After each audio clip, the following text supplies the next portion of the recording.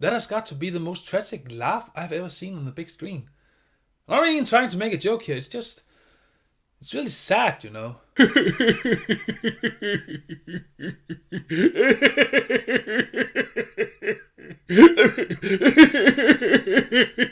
I know I'm not an actor, so that's not the best portrayal of what I saw in that movie, but trust me, it's rough.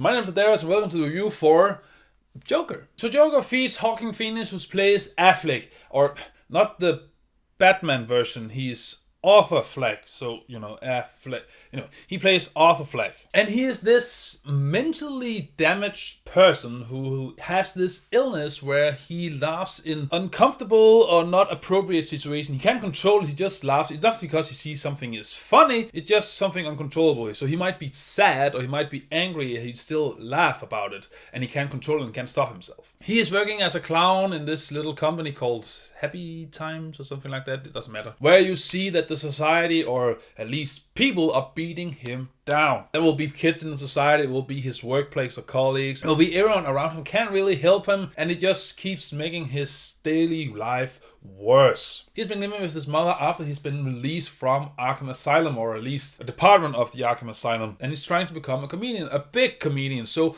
what he wants to do, what he fantasizes about, is becoming a guest on this late night show-esque thing where Robert De Niro's character is playing the late night show, and he wants to come on there because he thinks that's gonna be his big break if he accomplishes that. He also kind of get a thing for this girl who lives in the same apartment building as he does, and then slowly but surely things just keep getting worse and worse for Arthur, and he keeps becoming more and more mentally unstable and trying desperately to find help or something he can grasp onto so he doesn't get swallowed up by the darkness. But since this is a Joker origin movie, well, you can kind of guess where this story is going. So that is basically the plot, and as vaguely as I could tell it, well, the plot in this movie is quite simple, but I'll get to that later on. So first of all, what did I like about this movie? Let's just get it out of the way. Joaquin Phoenix's portrayal as Arthur Fleck is extremely well acted. His acting performance in this movie is almost Oscar worth. I don't know if he'll get nominated for an Oscar, but it is definitely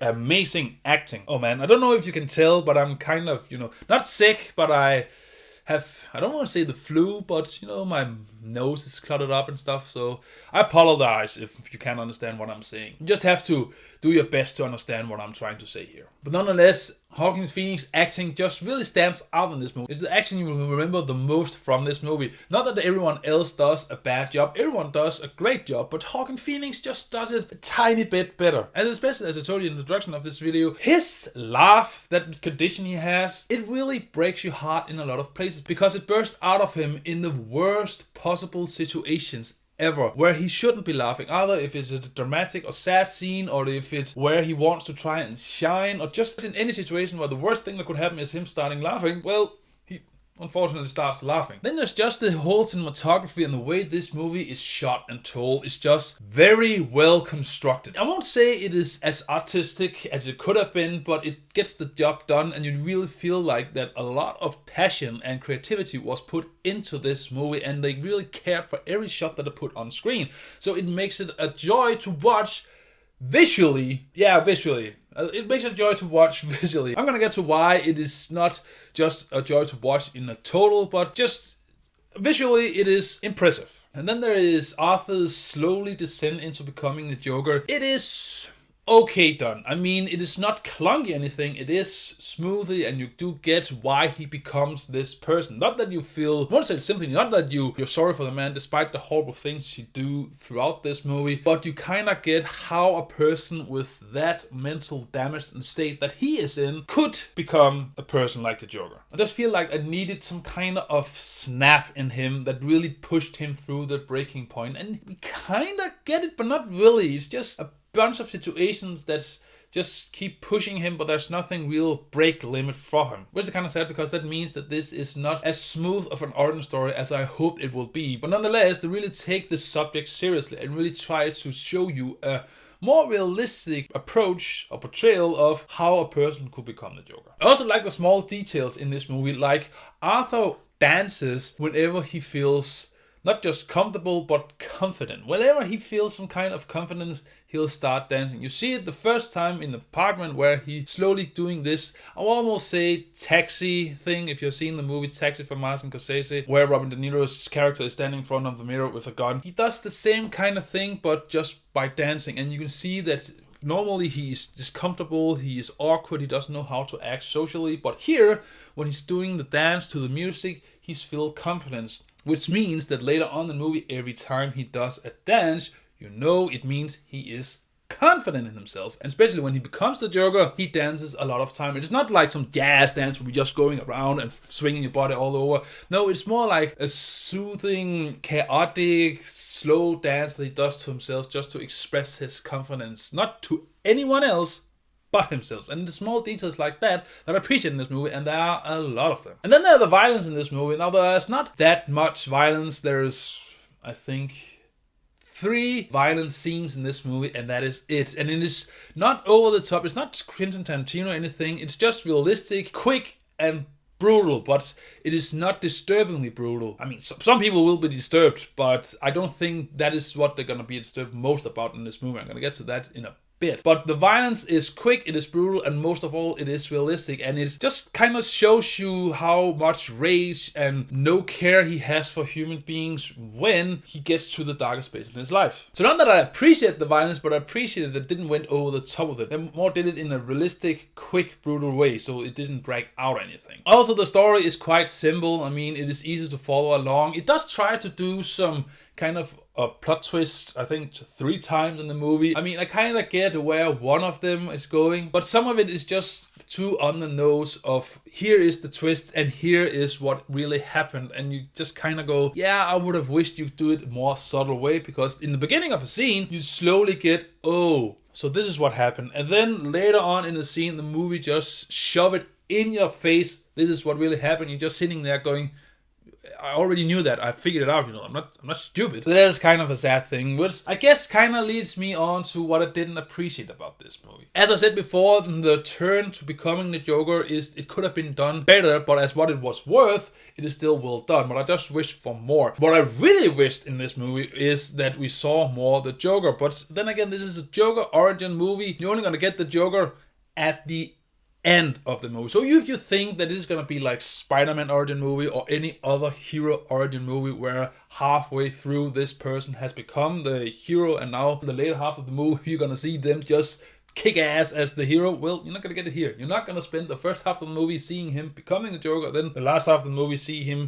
prove his point or anything. That's not gonna happen. It is only at the exact end, or not exact end, but at the last, let's say 10-15 minutes of the movie that the Joker is present on screen. And he really isn't. I mean, he's only present for like, I will say 30 seconds at the end before the epilogue of this movie. That is kind of a bummer. The movie is called Joker and you don't really see him as the Joker. Just see him as a Joker. He might be the inspiration for a Joker later on in the Batman universe, or at least in this depiction of a Batman universe. This also leads me on to the moment where he becomes the Joker. You don't really feel it. It doesn't really shook you to the core or does anything for you. You just go there, well, that is a nice smile, I guess. But besides that, I just wished more, because he still feels like when he's in the clown makeup that he is Arthur Fleck, who has become enraged by the society and how it's treated him, and always try to say that he is wrong, or more importantly, doesn't try to help him become better, and just walks over him and ignore him and all that stuff. He is enraged as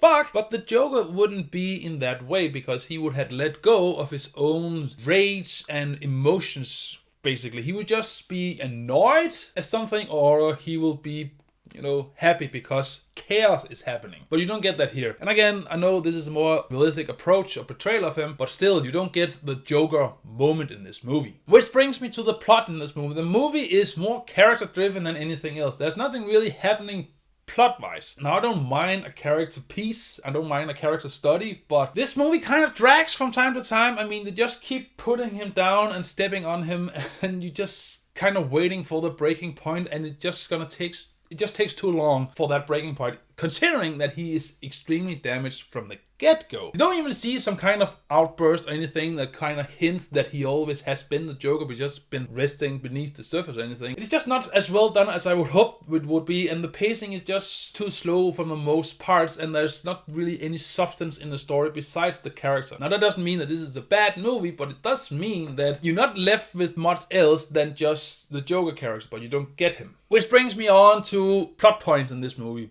Plot points. There are specific plot or side plots in this movie that don't really go anywhere, and it kind of just ends. So they take up, like, let's say 15 to 20 minutes of the movie in total, and then it just stops. They don't really amount to anything. So you kind of feel like a lot of times throughout this movie you are investing in something, and then it's just taken away without any payoff. So you just wasting your time, basically, which is kind of sad. And then again, it's pretty much just a take on Taxi, and there was also this other movie, A Comedic Man or something. I can't remember what the movie is called, but it's basically just these two movies just smashed together to create this one, but you just have the Joker in it. And also, I didn't get my mind blown, besides that Joaquin Phoenix plays this character beautifully. I mean, he is very convincing as this character, but besides that, this movie didn't really touch me. So I don't feel like this is a great movie, but I do feel like it's a good movie. So what did you get out of this movie? First of all, you will get great acting. You will get an uneasy atmosphere. You will not like the atmosphere in this movie. You're gonna get a beautiful shot movie. There's not much.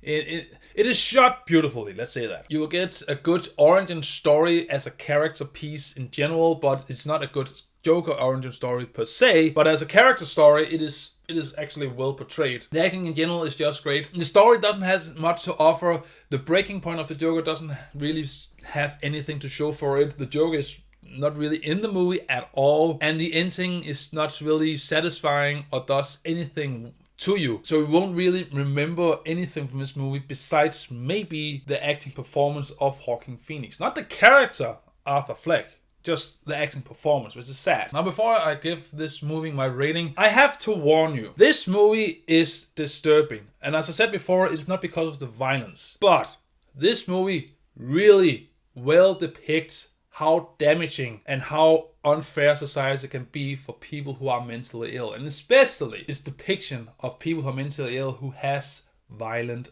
outbursts. It depicts it almost too realistic. Now, it didn't bother me because I don't have such mental illnesses, or challenges for that matter, but it could have an effect on people who does. So if you have such things, I would say at least you have to watch this movie with a caution. Just be warned. It is not like the media says that this movie is too violent. It is not violent at all. It has 3 scenes where one is brutally violent and the 2 other is not really that violent at all. You have seen worse in Arnold Schwarzenegger action movies. But the depiction of mental illness is just, it can be disturbing, and it could be a turn-off point for many moviegoers. So if you don't like that sort of stuff, then you wouldn't enjoy this movie at all. So just be warned. Now, with all that said and done, I will say that Joker is worth watching in cinema. Entertainment guaranteed. So the big question is, did Heath Ledger do it better, or did Joaquin Phoenix do it better? Well, there are 2 very different portrayals of the Joker.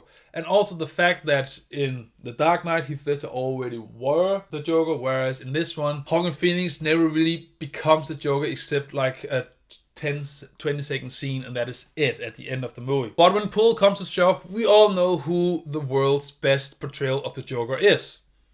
It is Mark Hamill. There's no discussion here. If you think otherwise, well, I guess you are just wrong. In case you didn't know, that is sarcasm, so don't hate me. But Joker, have you seen it? What did you think about it? Do you think it was the best portrayal of the Joker ever? And do you think it was as a good of a Joker movie that we all hoped it would be? Or are you like me who think it was kind of a letdown, but still a solid movie? Or do you even think it is the worst pile of trash ever and you just need to set it on fire and burn it out of this world? I don't know. But whatever you think, comment below me your thoughts. And as always, until I see you next video, remember to stay awesome. Bye!